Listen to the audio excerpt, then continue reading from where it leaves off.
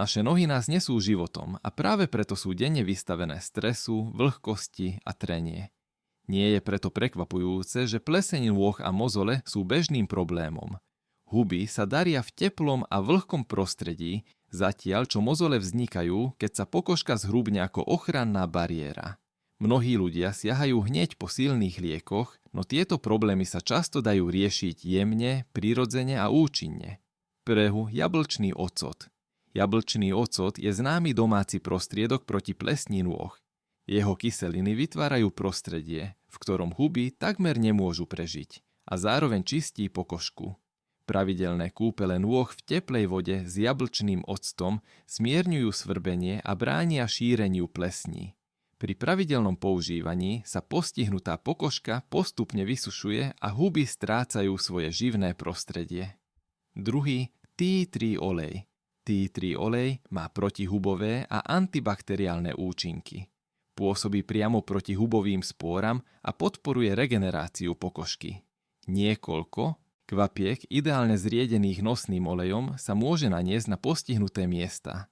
Pri každodennom používaní pokožka upokojuje, začervenanie ustupuje a huby sa postupne odstraňujú. Tretí, sóda bikarbóna. Huby potrebujú vlhkosť na rozmnožovanie. Sóda bikarbóna im odoberá túto potrebnú vlhkosť, neutralizuje kyseliny, viaže vlhkosť a znižuje zápach.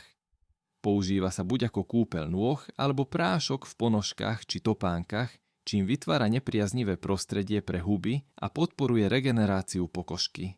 Je obzvlášť užitočná pre ľudí, ktorí sa veľa potia. Štvrť. Kúpele nôh so solou morská soľ alebo Epsom soľ majú dezinfekčný, uvoľňujúci a mierne protizápalový účinok. Teplý kúpeľ zmäkčuje tvrdú pokožku a pripravuje ju na odstránenie mozolov. Zároveň upokojuje podráždenú pokožku a podporuje obranný schopnosť proti hubám. Ideálna kombinácia pre riešenie viacerých problémov naraz. 5. Kokosový olej. Kokosový olej obsahuje kyselinu laurovú, ktorá má protihubové účinky a poskytuje intenzívnu starostlivosť. Po očistení pokožky ju udržiava pružnú, zabraňuje prasklinám a podporuje prirodzenú ochrannú bariéru.